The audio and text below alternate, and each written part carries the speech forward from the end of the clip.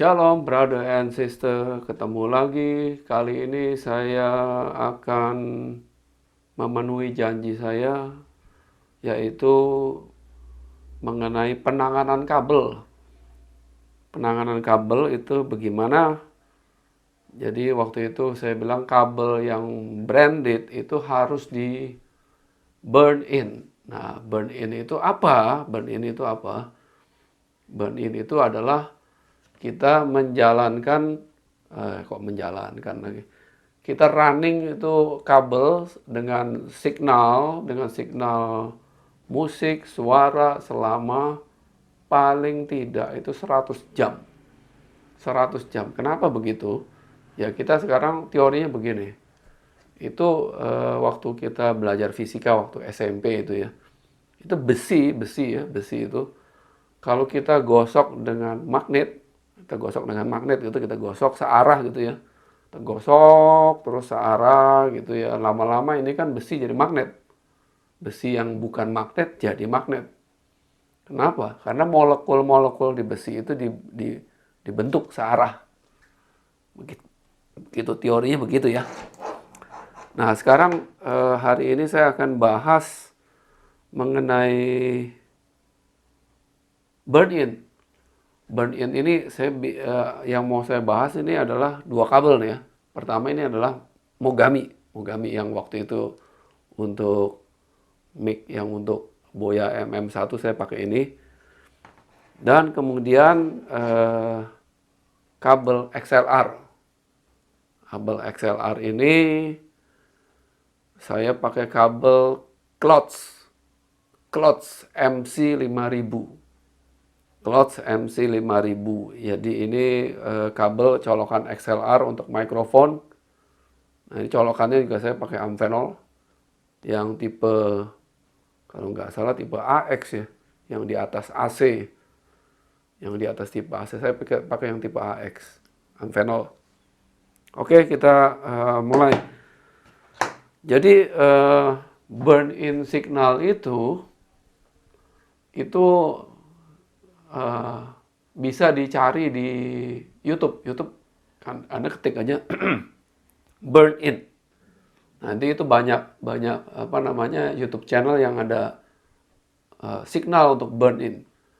Signal burn in itu biasanya itu adalah pink noise.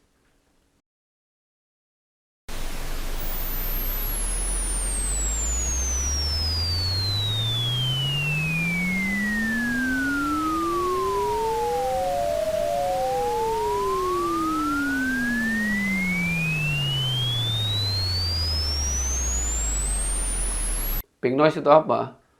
Pink noise itu adalah noise dari 20 Hz sampai 20 kHz itu semuanya rata. Semuanya rata, jadi itu semuanya rata. Tujuannya apa? Kalau kabel yang dilewatin pink noise itu diharapkan jadi dari frekuensi 20 Hz sampai 20 kHz nanti kabel itu akan terbentuk karakternya keluar semua. Jadi nada bassnya keluar, nada midnya keluar, treble-nya keluar, begitu. Cuman ya pink noise itu kan nggak enak didengar gitu, gitu ya. Nah, saya ada alternatif, caranya gimana?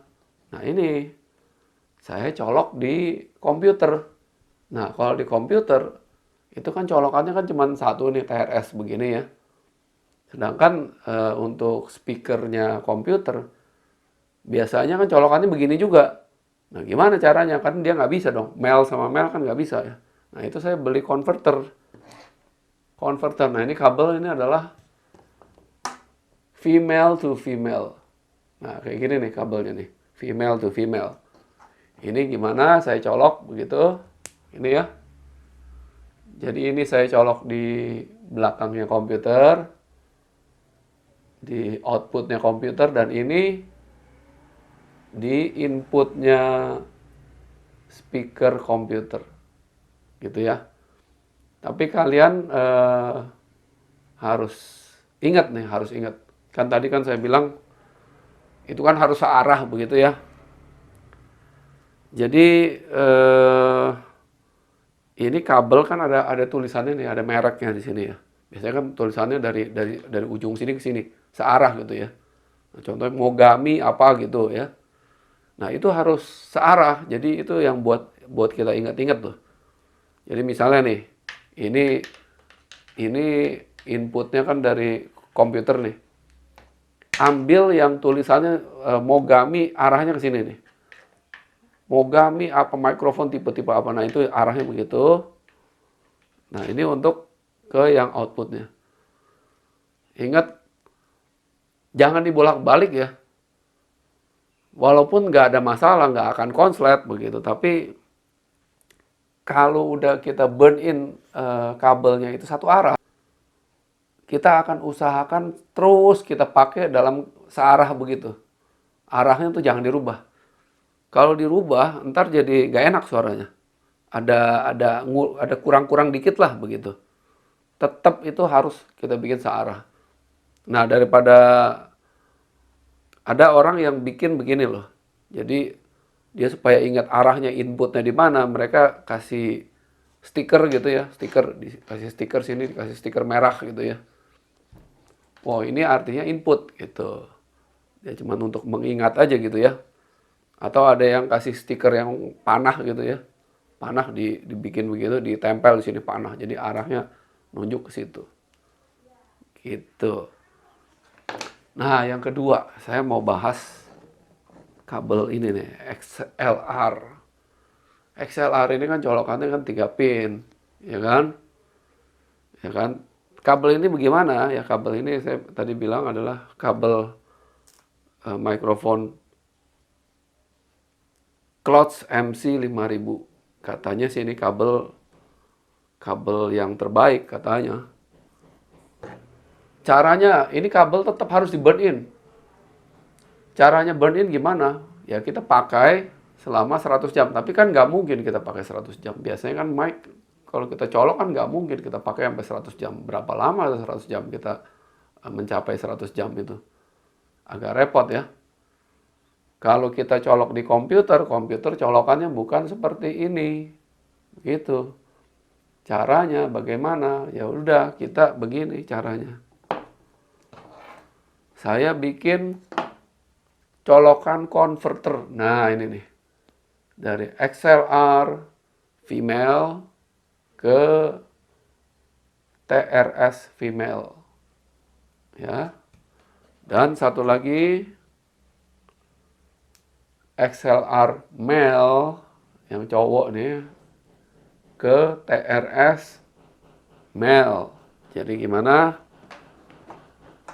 Nah, udah jadi kayak gitu. Kita colok begini ya.